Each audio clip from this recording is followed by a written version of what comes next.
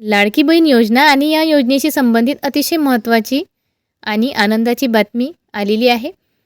आपल्या महिला व बालविकास मंत्री आदिती तटकरे मॅडम यांनी ट्विटरवर ट्विट करून सांगितलेलं आहे की मुख्यमंत्री माझी लाडकी बहीण योजना लाभार्थ्यांच्या सुविधेसाठी विशेष हेल्पलाईन नंबर इथे सुरू केलेला आहे.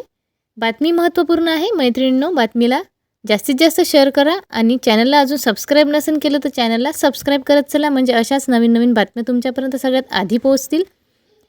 बातमी सविस्तर जाणून घेऊ. मुख्यमंत्री माझी लाडकी बहीण योजनेची KYC प्रक्रिया करत असताना काही कारणास्तव चुकीचा पर्याय निवडल्याने लाभ स्थगित झाल्यामुळे काही तक्रारी विभागास प्राप्त झाल्या आहेत.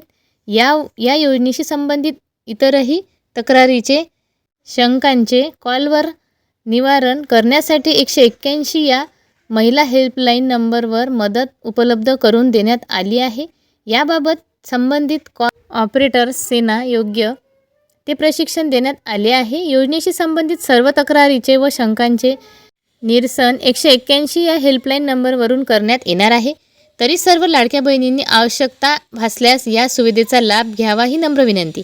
तर मैत्रिणींनो, ज्यांची KYC चुकलेली आहे त्यांच्यासाठी हा हेल्पलाईन नंबर आपला महिला व बाल विकास मंत्री आदिती तटकरे मॅडम यांनी आपल्यासाठी सुरू केलेला आहे.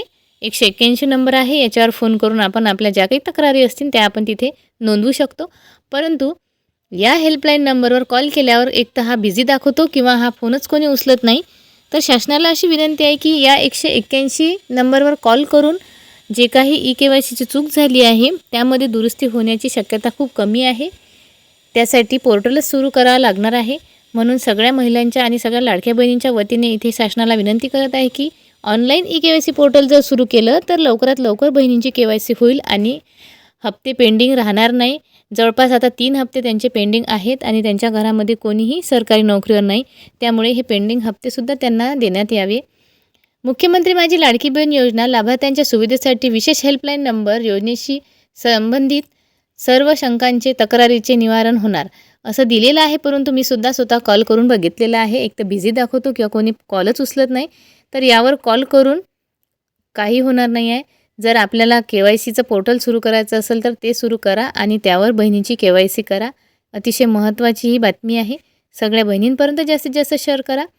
या योजनेशी संबंधित तुमच्या मनात कुठलाही प्रश्न असेल तर कमेंट बॉक्समध्ये मला नक्की कळवा आणि चॅनलला अजून सबस्क्राईब नसेल केलं तर सबस्क्राईब करा. व्हिडिओला देखील लाईक करा, कारण आपल्या चॅनलवर सगळ्यात आधी आणि अतिशय 100% खरी बातमी आपण देण्याचा प्रयत्न करत असतो. पुन्हा भेटू अशीच एक महत्त्वपूर्ण अपडेट घेऊन. तोपर्यंत धन्यवाद.